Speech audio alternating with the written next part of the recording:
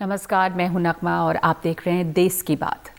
छत्तीसगढ़ के बीजापुर जिले में शनिवार को जो नक्सली हमला हुआ, उसके बाद वहां से कई तस्वीरें सामने आई हैं जो बिल्कुल झकझोर देने वाली हैं। बेहद दर्दनाक तस्वीरें हैं।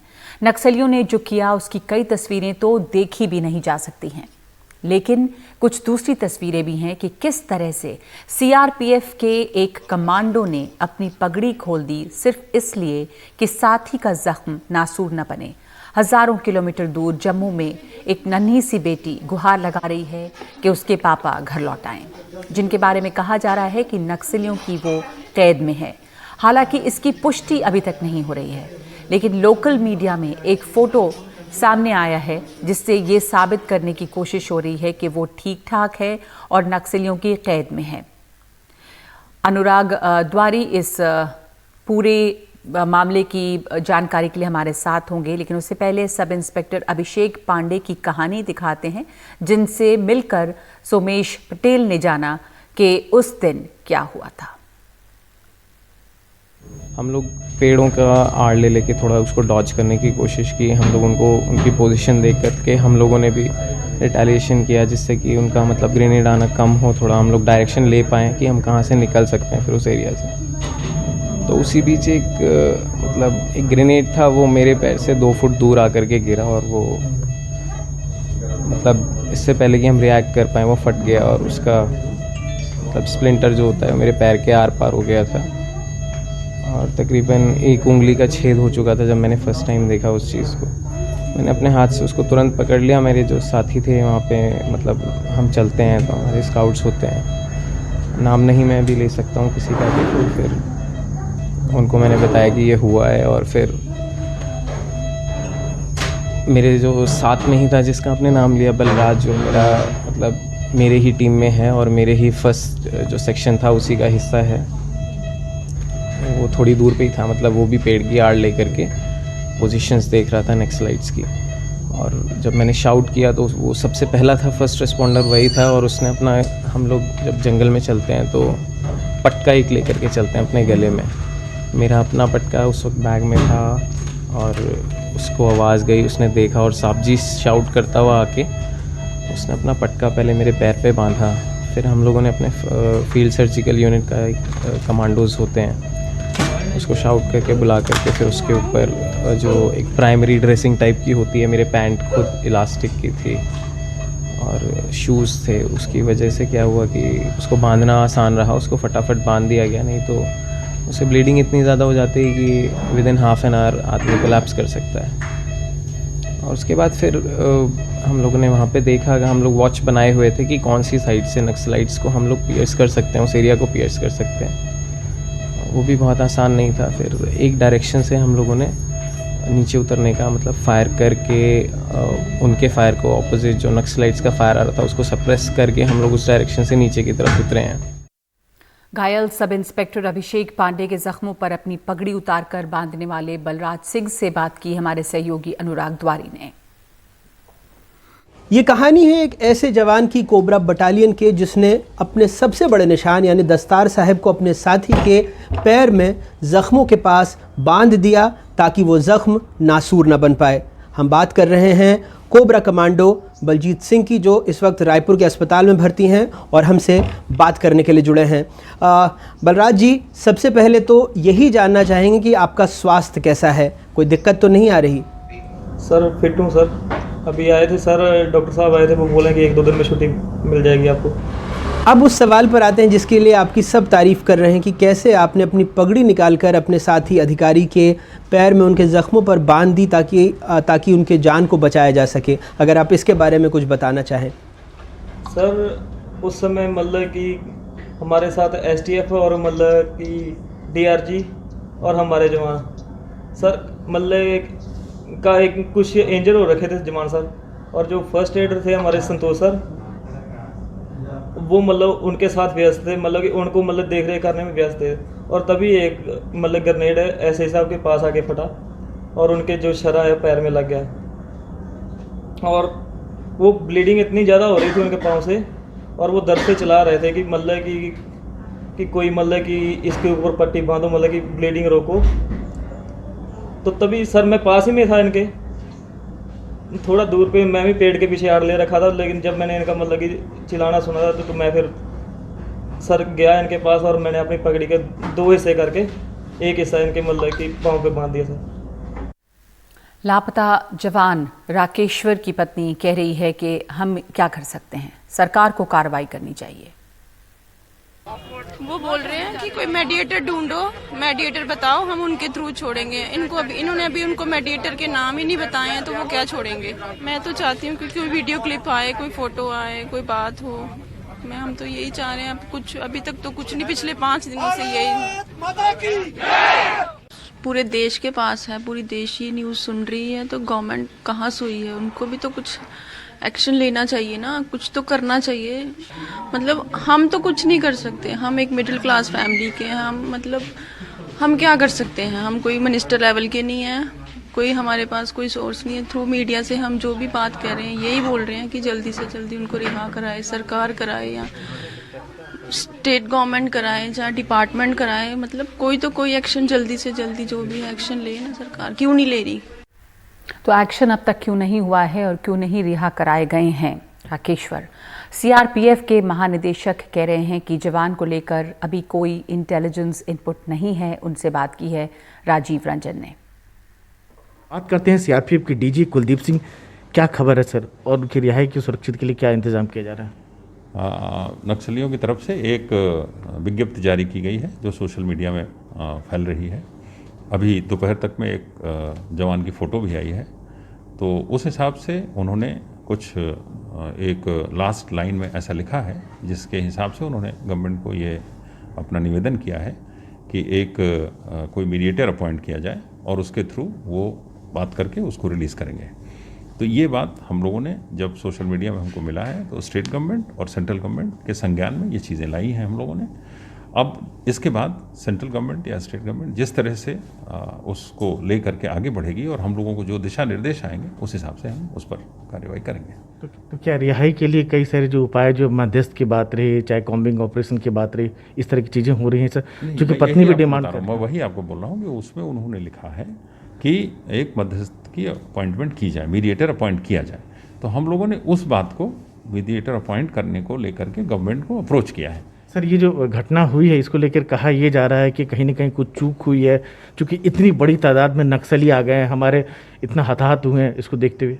नहीं, ये चूक नहीं है, किसी भी तरह से चूक नहीं है, क्योंकि हमारी इंटेलिजेंस थी कि उस इलाके में हिडमा की कंपनी और बाकी लोगों की प्रेजेंस है।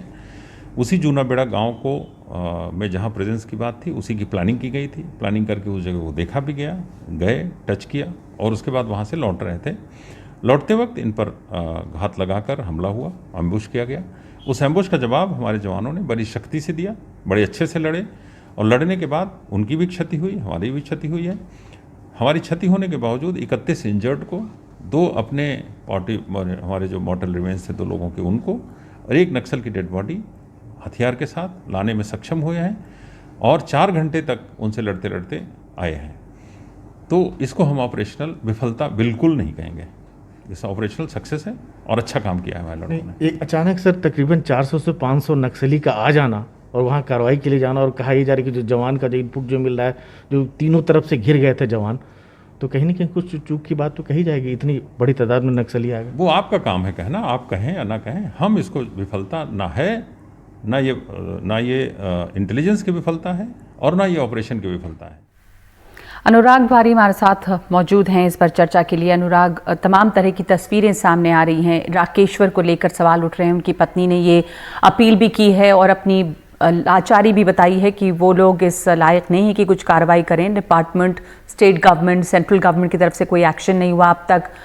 साथ साथ बहुत ही परेशान करने वाली, विचलित करने वाली तस्वीरें भी हैं। क्या इसमें से जानकारियां आप तक सामने आई हैं?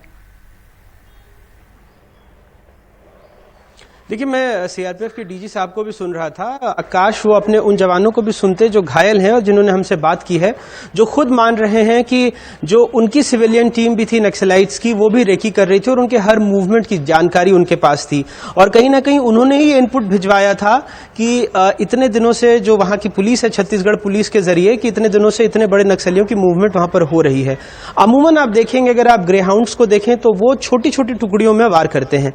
ठीक है, हो सकता है इन्होंने एक अपना बड़ा ऑपरेशन प्लान किया हो जिसमें सीआरपीएफ के कोबरा कमांडोज, एलीट कमांडोज हैं, डीआरजी के जवान हैं, एसटीएफ के जवान हैं, इनको उतारा गया। पर अमूमन होता यह है कि आप अगर एसओपी की बात करें तो जो छोटी छोटी पहाड़ियां थी उनके ऊपर से जाते हैं, क्योंकि वहां पर कई जगहों पर बूबी ट्रैप्स लगे हैं, आईडी लगा है, तो ऐसी छोटी छोटी चीजें हो सकता है कि उसमें भी फेलियर हो गया हो। लेकिन अगर नक्सली इतने यू शेप बना रहे हैं, आपको पीछे लौटने का मौका नहीं दे रहे हैं, तो कहीं ना कहीं तो माना जाएगा कि वो आपसे आगे सोच रहे थे। और यही वो वजह है कि इतनी बड़ी तादाद में फोर्स उतारने के बावजूद इतने सारे जो हमारे सुरक्षा बलों के जवान हैं उनकी शहादत हुई है। जहां तक राकेश्वर सिंह का सवाल है, तो यकीनन वहां के जो कुछ मीडिया के हमारे साथी हैं स्थानीय, उनके फोन पर फोन आए हैं। उनको ये कहा गया है कि जो राकेश्वर है उनके पास में है, उनकी एक तस्वीर भी आज जारी की गई है। लेकिन कुछ लोग ये भी कह रहे हैं कि तस्वीर पुरानी है और बार बार अनुरोध किया जा रहा है कि कुछ वीडियो जारी करें। तो देखिए, एक तो सबसे बड़ी बात होती है कि आप समस्या मानेंगे तब समस्या का समाधान होगा। अब 2 दिन हो गए हैं, लेकिन राज्य पुलिस हो या चाहे सीआरपीएफ हो, ये इसी बात में लगे हुए हैं कि इस बात की पुष्टि कर रहे हैं कि राकेश्वर आखिर हैं कहाँ। तो अगर हैं कहाँ, तो कम से कम जो नक्सलियों की तरफ से पर्चे आ रहे हैं या फिर उनकी तरफ से संदेश आ रहे हैं, कोई वार्ताकार नियुक्त करें। काफी सारे ऐसे लोग हैं सिविल सोसाइटी के जो नक्सलियों के संपर्क में है, जो चाहते हैं कि शांति की बहाली हो। उनके जरिए राज्य सरकार या केंद्र सरकार कोई कदम आगे बढ़ाए, जो फिलहाल होता दिख नहीं रहा है। तो परिवार की जो परेशानी है वो स्वाभाविक है। जाहिर तौर पर कई बार राज्य सरकार ने भी कहा, अगर आप देखेंगे तो 2018 के कांग्रेस के घोषणा पत्र में था कि हम नक्सलियों से बातचीत करेंगे और शांति का कोई रास्ता निकालेंगे। पर अफसोस है कि 2.5 साल बीतने के बाद ऐसा कोई ब्लूप्रिंट राज्य में भी नजर नहीं आता है। Justice A K. पटनायक की अध्यक्षता में कमेटी जरूर बनाई गई थी 2019 में कि जो निर्दोष आदिवासी अलग अलग आरोपों में बंद हैं, 4000 से ज्यादा बस्तर में, उनको रिहा किया जाएगा। 3 बैठकें हो चुकी हैं, लेकिन उस दिशा में भी अगर कोई बहुत गंभीर कदम आगे बढ़ते तो दिख नहीं रहा है। तो नगमा है क्या कि एक जो विश्वास बहाल करने का माहौल बनना चाहिए वो नहीं बन पा रहा है। ऐसे में और जो कुछ सामाजिक कार्यकर्ता हैं, जैसे शुभ्रांशु चौधरी हैं, तो खुद नक्सलियों ने अपने पर्चे में कहा है कि उनको उनके ऊपर भरोसा नहीं है। तो अगर अब ऐसे अविश्वास का दौर चलेगा, खून खराबे का दौर चलेगा और उसमें बातचीत नहीं हो पाएगी, तो ऐसे एक आप कह सकते हैं कि इस तरह की चीजें भी होंगी कि अभी तक जवान उनके कब्जे में है, नहीं है, इस बात की पुलिस पुष्टि नहीं कर पा रही है और आगे भी कुछ पता नहीं लग रहा कि इस दिशा में होगा क्या। गृह मंत्री और जो मुख्यमंत्री, उन्होंने जरूर कहा है कि बहुत कड़क जवाब देंगे, नक्सलियों को बख्शा नहीं जाएगा। लेकिन इस बीच में इस तरह की अगर आपके जो सुरक्षा बल के जवान हैं, इतनी बड़ी तादाद में अगर वो हताहत हैं, तो कहीं ना कहीं एक सोचने वाली बात हो जाती है। जी बिल्कुल। तो विश्वास की कमी है, माहौल में विश्वास बहाल करने के लिए कदम उठाए नहीं जा रहे हैं, ऐसा दिख नहीं रहा है। हालांकि गृह मंत्री का भी दौरा हुआ और वापस आने के बाद बयान भी आए हैं कि शहीदों का जो बलिदान है, वो हमारे सैनिकों की जो शहादत है वो बेकार नहीं जाएगी। लेकिन अभी भी इंतज़ार है इस बात का कि इस पर कोई कार्रवाई हो। और इस बीच सीआरपीएफ के एक जवान के नक्सलियों के कैद में होने को लेकर बड़े सवाल खड़े हो रहे हैं। और इस वक्त देश की बात में हम एक ब्रेक ले रहे हैं। ब्रेक के बाद बात कोरोना की, मामले बढ़ रहे हैं, लेकिन क्या लोगों का डर हो रहा है कम?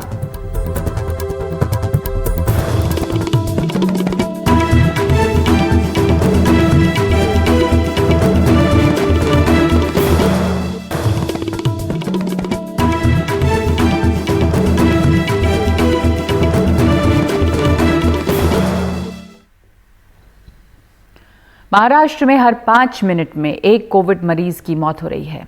शवों को एक साथ जलाए जाने की परेशानी करने वाली तस्वीरें भी आने लगी हैं। मरीजों को बचाने के लिए परिजन जीवन रक्षक दवा रेमडेसिविर के लिए भटक रहे हैं।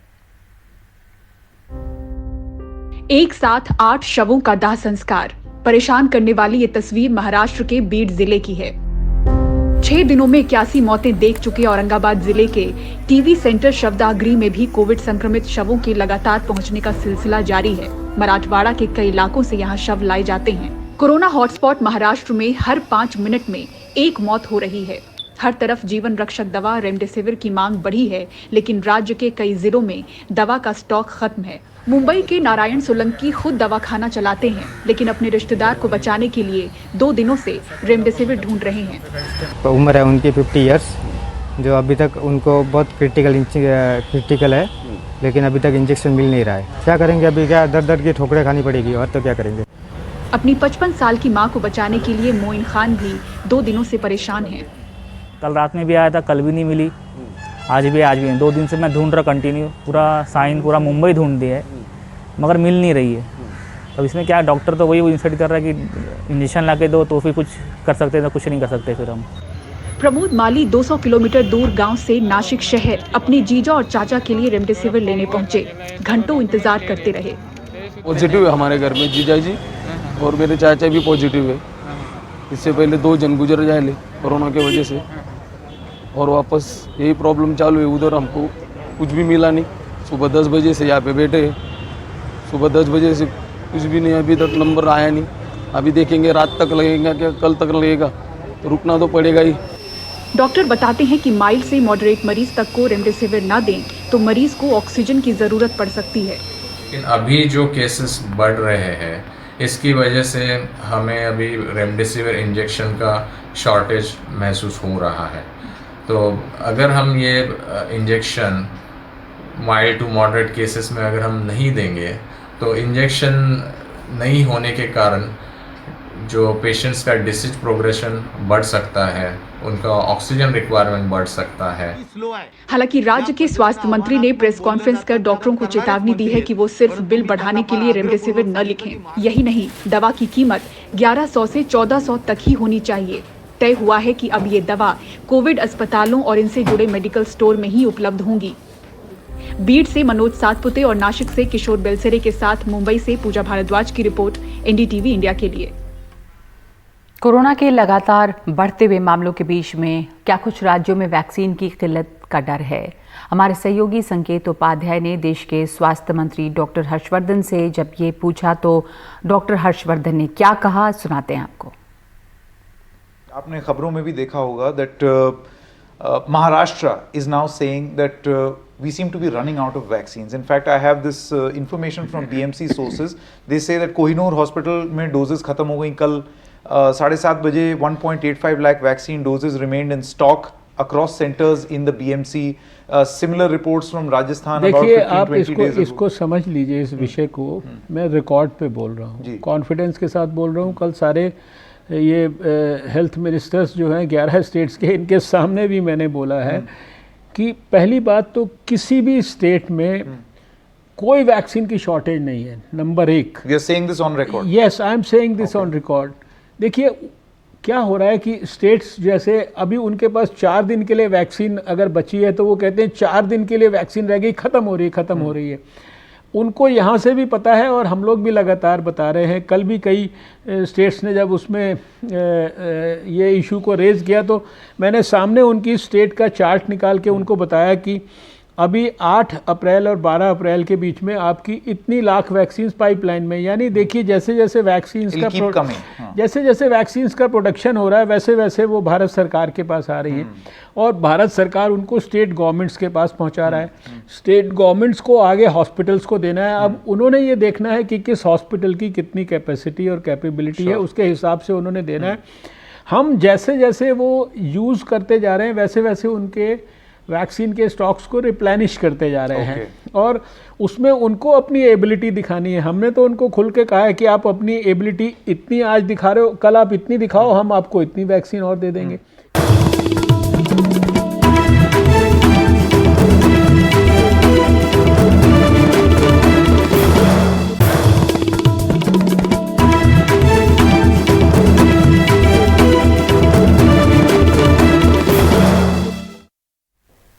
उत्तर प्रदेश में आज से पंचायत चुनाव के लिए नामांकन शुरू हो रहा है। इसी के साथ साथ इन चुनावों में लोगों तक शराब पहुंचाने के नए नए तरीके भी सामने आ रहे हैं। पश्चिमी उत्तर प्रदेश में पंचायत चुनाव के लिए शराब कहां से आ रही है, देखिए रवीश रंजन शुक्ला की ये खास रिपोर्ट। कहीं दूध के वैन में, कहीं कोरोना वैक्सीन की वैन के नाम पर शराब निकल रही है। मंगलवार रात गाजियाबाद पुलिस ने जब इस दूध की वैन का दरवाजा खोला तो दूध के बजाय हरियाणा से तस्करी की गई शराब की पेटियां इसमें भरी मिली। देखिए, ट्रक के अंदर एक तहखाना बनाकर शराब की तस्करी की जा रही थी। दूध ही नहीं, इस तरह की जन औषधि सप्लाई और कोरोना वैक्सीन लाने का पास बनवाकर हरियाणा से ये शराब उत्तर प्रदेश पहुंचाई जा रही थी। जो शराब तस्करी का एक रूट है जो अभी बहुत ही नया और बहुत ही तेज रूट है, यानी जो ईस्टर्न और वेस्टर्न पेरिफेरल है, हरियाणा से अगर कोई तस्कर चढ़ता है उसके ऊपर में तो वो 15 से 20 मिनट के भीतर उत्तर प्रदेश में पहुंच जाता है। तो इसी के चलते ईस्टर्न और वेस्टर्न पेरिफेरल आज की तारीख में शराब के तस्करों का एक मन पसंदीदा रूट है और उसी रूट से जो गाड़ियां हैं वो ज़्यादातर तस्करी की अभी हाल फिलहाल के दिनों में पकड़ी गई हैं। पंचायत चुनाव में शराब की ऐसी मांग है कि तस्कर ही नहीं, पंचायत चुनाव लड़ने वाले उम्मीदवारों की लग्जरी गाड़ियों से भी सैकड़ों बोतल शराब मिल रही है।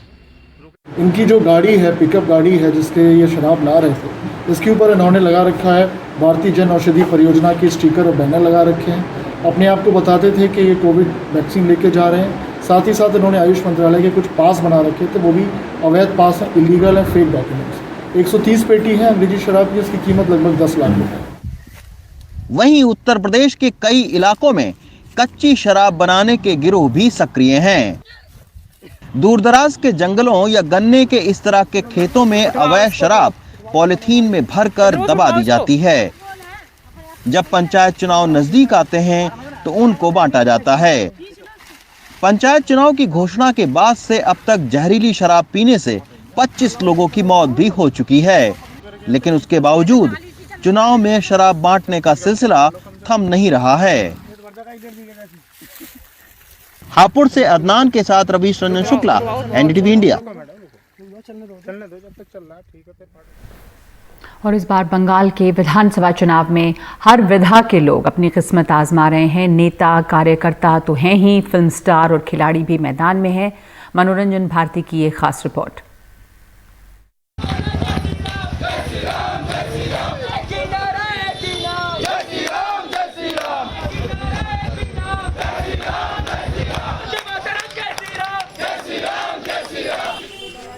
पूर्व क्रिकेटर अशोक डिंडा बीजेपी का मैनिफेस्टो लेकर के प्रचार कर रहे हैं। प्रधानमंत्री मोदी के नाम पर वोट मांग रहे हैं।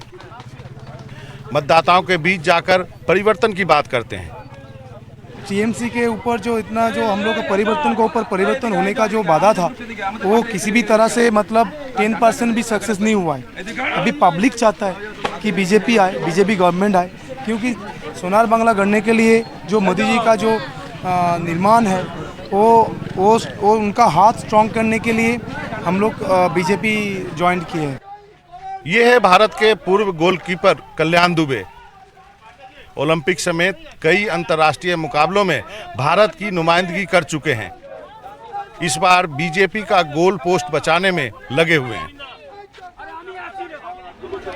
देखिए, नेतृत्व देने की तो इसके पहले भी मेरी सौभाग्य हुई जब मैं फुटबॉल खेलता था, और जिस कारण से मैं कहूँगा कि नेतृत्व देना अब मेरा चरित्र में आ गया है। वो फुटबॉल मैदान में मैं नेतृत्व दिया करता था और अभी मैं राजनीतिक मैदान में हूँ और मैं मोदी जी की एक छोटा सा सिपाही हूँ।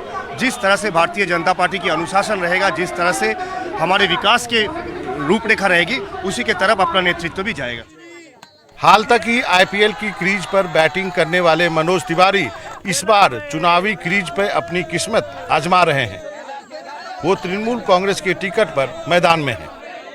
बंगाल की जो अग्निकन्या है हमारी ममता बनर्जी, जो लड़ाई की अनुप्रेरणा है, उनके लिए मैं आया हूं, उनका हाथ मजबूत करने के लिए। और इस समय मजबूत करने आया हूं जब हमारे दल के कुछ नेता, जो गद्दार जिसे हम कह सकते हैं, वो दीदी को छोड़ के इस मौके पे चले गए। इसलिए एक महिला को हराने के लिए इतने नेताओं जो झूठे वादे करके अपना हमारा देश चला रहा है, उन नेता उस तरफ चले गए हैं। इसलिए दीदी को मैं बचपन से ही बहुत मानता हूं। जब से होश संभाला हूं राजनीति के मैदान में, तब से उनको श्रद्धा करता हूं और अग्निकन्या के साथ हमेशा से रहना चाहता हूं, क्योंकि मेरा ये जन्मभूमि है और कर्म भूमि है और मरूंगा भी इसी मट्टी में। इसीलिए मैं दीदी को हमेशा साथ दूंगा, चाहे कुछ भी हो जाए। 2016 में विधायक बने क्रिकेटर लक्ष्मी रतन शुक्ला को शायद राजनीति की पिच रास नहीं आई।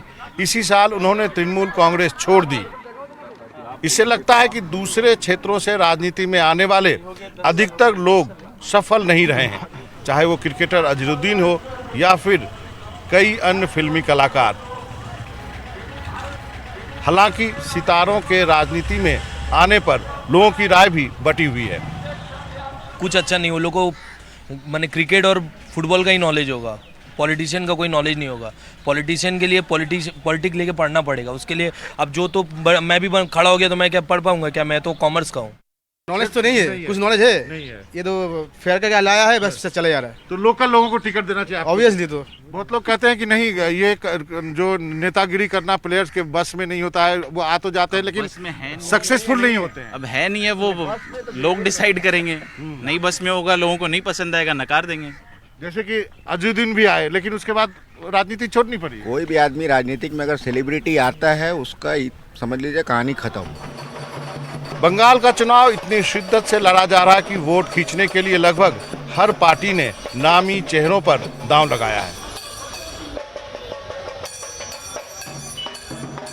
खेल के इस मैदान से लेकर के सियासत के मैदान तक इन खिलाड़ियों का खेल अभी जारी है। कोई छक्का मारना चाहता है तो कोई गोल्डन गोल करने के फिराक में है, लेकिन इन खिलाड़ियों का भविष्य इस बात पर निर्भर करेगा कि वो अपनी राजनीतिक पारी कितने अच्छे ढंग से खेलते हैं। कोलकाता से कैमरामैन राकेश के साथ मनोरंजन भारती, एनडीटीवी इंडिया के लिए।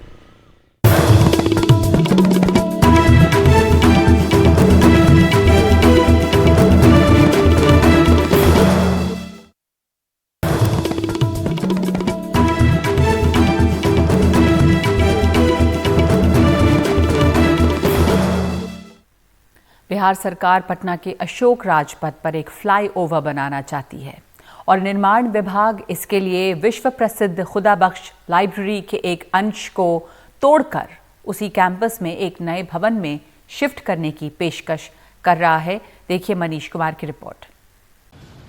पटना के अशोक राजपथ की खुदाबख्श लाइब्रेरी में 2.5 लाख से ज्यादा किताबें और 21,000 से ज्यादा दुर्लभ पांडुलिपियां हैं। इस कारगिल चौक से इंजीनियरिंग कॉलेज मोड़ तक नीतीश कुमार सरकार जो फ्लाईओवर बनाना चाहती है, उसकी चपेट में यह मुख्य बिल्डिंग तो नहीं आ रही, लेकिन 116 वर्ष पुराना ये कर्जन हॉल आ जाएगा, जहां छात्र और स्थानीय लोग अखबार पढ़ते रहे हैं। मेन बिल्डिंग को टच नहीं किया जा रहा है, लेकिन ये मेन बिल्डिंग का जो ये पूरा एरिया है, यहाँ तक यहाँ आ जाएगी बाउंड्री जो आप वो देख रहे हैं। कार ले जाने भर की जगह रहेगी बस, तो बाउंड्री आ जाएगी। इतने करीब में लाइब्रेरी का एक लुक, अगली लुक हो जाएगा और ये पुल के नीचे आ जाएगा। तो स्ट्रक्चर का आप समझ रहे हैं लुक क्या होगा। दूसरी बात इम्पोर्टेंट ये है कि वो जो कर्जन रीडिंग हॉल है 1905 का बना हुआ, वो हेरिटेज बिल्डिंग है। राज्यपाल जो इस लाइब्रेरी के बोर्ड के मुखिया हैं, उन्होंने राज्य सरकार और पटना के जिला अधिकारी को कोई विकल्प ढूंढने की सलाह दी, जिसके बाद जिला प्रशासन की सफाई यह है। अभी फाइनल डिसीजन नहीं है, अभी प्रोजेक्ट तो फाइनल हुआ है, लेकिन एनओसी मांगी गई है और एनओसी मिलने के बाद ही काम शुरू हो सकता है। ज़बरदस्ती काम शुरू होने का कोई औचित्य ही नहीं है और उसी का डिस्कशन चल रहा है। लेकिन पूरे देश ही नहीं, विदेशों से भी लोग मुख्यमंत्री नीतीश कुमार से इस भवन से छेड़छाड़ ना करने की अपील कर रहे हैं और अब देखना है कि नीतीश फ्लाईओवर और किताब इसमें से किसे चुनते हैं। पटना से कैमरामैन हबीब अली के साथ मनीष कुमार, एनडीटीवी इंडिया के लिए। तो यही सवाल है कि क्या बनी रहेगी खुदाबख्श लाइब्रेरी की वो पुरानी बिल्डिंग। इस वक्त देश की बात में इतना ही। नमस्कार।